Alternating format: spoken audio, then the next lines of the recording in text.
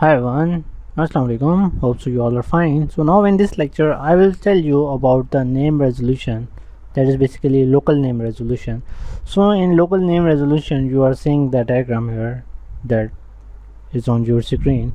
So user generally do not communicate directly with the DNS resolver.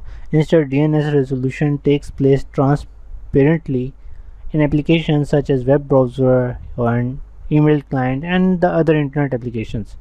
When an application makes a request that requires a domain name lookup, such programs send a resolution request to the DNS resolver and the local operating system, which in turn handles the communication required. The DNS resolver will almost invariably have a cache containing recent lookups. If the cache can provide the answer to the request, the resolver will return the value in the cache to the program that makes the request.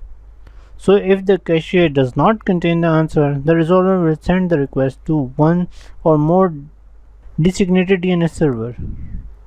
In the case of most home users, the internet service provider to which the machine connects will usually supply this DNS server. Such a user will either have configured that server address manually or allowed DHCP to set it.